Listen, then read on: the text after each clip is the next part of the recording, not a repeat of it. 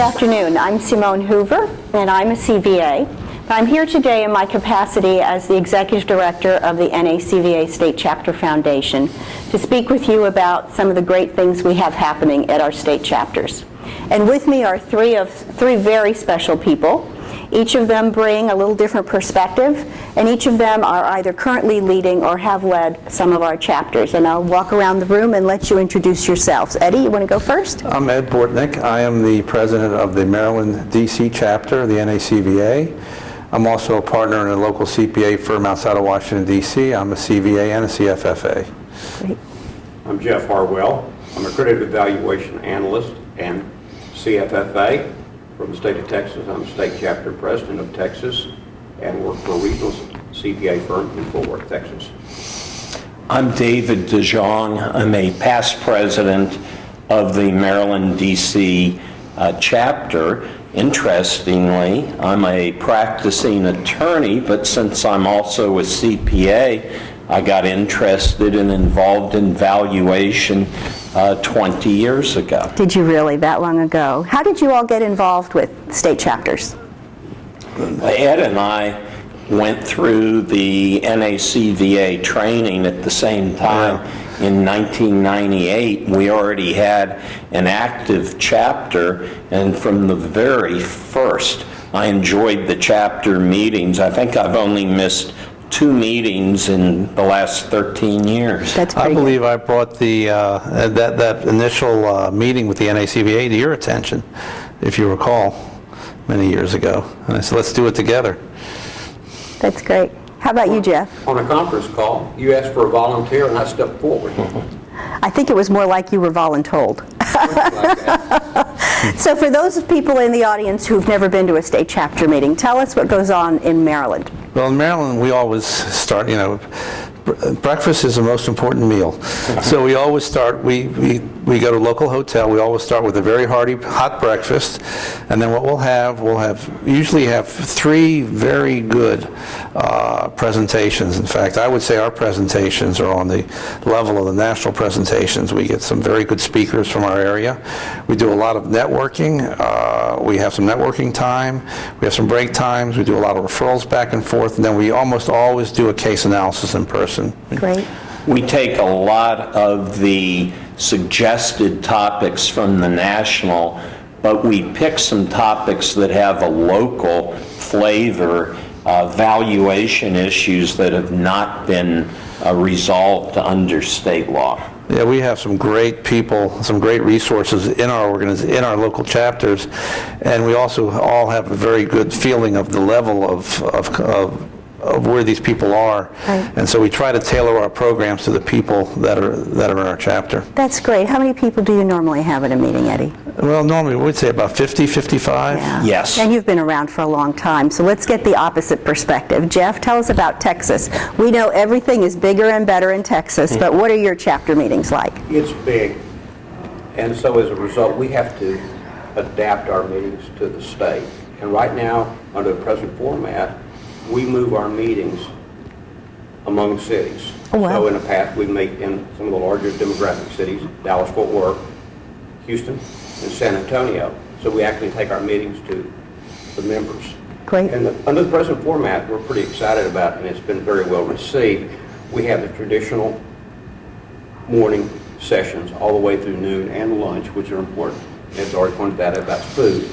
But our afternoon sessions are actually a workshop. So it's a workshop which the members come, and we'll have a session which the idea is the members will have a takeaway. They'll take a tool back to the office that they can actually put to use in their valuation practice. Great. And then at the end, we have a wrap-up, which is our networking, questions about practice management, how they can grow their practice, and whatever the members want to know, either for future member meetings or for just ideas or questions they have on valuation topics. Awesome. Awesome. That's wonderful. Do you all do case analysis at your meetings? We do one at every meeting, actually. You know, I survey around the country every 2 years, and that is all the time the most popular thing among the state chapters. And surprisingly, there are a lot of people in our organization who've never had a chapter meeting where they offer case analysis. You know, it's interesting. Our last meeting, I think we only had 4 people that needed it for the recertification, but I'd say 98% of the people stayed and participated. Sure. You agree, Dave? Yes. Yeah. Yeah, our chapter meetings really are a fantastic opportunity to pick up education, to promote collegiality within the profession, because I've been on the opposite side of 10 or 12 chapter members, and we've always been able to learn from each other and to understand when we do have differences in the way we view things. But the result of the local chapter programs is that it really is quite infrequent when we're on the opposite sides of one of our fellow members that we have huge differences in our conclusions of value. Yeah, we have a real sense of camaraderie, and one of the big benefits, I think, of coming to the meetings besides the education is the amount of business that gets referred back and forth, because we don't hesitate to call people. A lot of us will get something, we'll get a case that's really not in our sandbox. We'll call somebody else. I'd say over the last several years, at least 7 figures have been sent back and forth to different Really? people in the That's organization. pretty incredible. As a practicing attorney, for each valuation that I do, I refer 2 or 3 out to people, and it's the members who attend the chapter meetings regularly that are the first people that I think of. Yeah. Jeff, you've got a great story about that. Why don't you share that with us? It is interesting that we have the same discussion, because within the next hour, hour and a half, while we're at conference, I've had a meeting with one of our members that comes to state chapters, and she has the need to have a valuation done in an area that she does not have the expertise. But we have another member who is very well qualified, so within the next hour, hour and a half, I'm going to make the introduction, the referral, so the client gets taken care of and the referrals are handled to the proper people. I think- And I would only know this if the people had not been involved in the state chapter. Absolutely. I think the people of NACVA are one of its secret weapons. I remember many years ago when I first started practicing. You know, I'm a solo practitioner. I have staff, but none of them are certified. And especially in the early days, those valuation reports, you know, you'd write them, you'd put your heart and soul into them, then I'd put them on the back shelf and let them sort of percolate for a while and go back and look what I read. And I often used the mentors that I met at some of our early chapter meetings in Florida to review my work. And now that I've got some experience, sometimes I do that for other people. Do any of you do that? At a number of our meetings, we have an open forum at the end of the day where members, particularly the newer members, can ask questions, and everybody is real quick to give advice. That's great. And to add on to that, we call each other back and forth because of our camaraderie at the meetings. That happens an awful. Well, I can tell you that I belong to numerous law and accounting groups, but I enjoy our chapter meetings more than I do any other session that I attend. I would say that too. Well, I would say, you know, one of the things I've always noticed about the NACVA, and it's even more prevalent at the local level.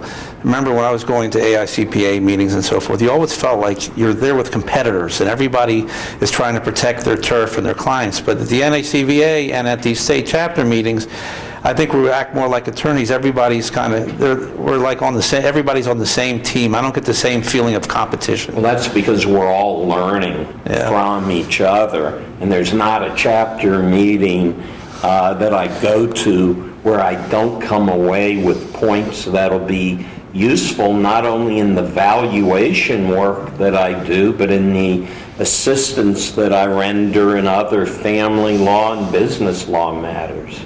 I agree. I've never seen an organization which the members don't really sincerely work to improve each other. Yeah. And really want to help each other.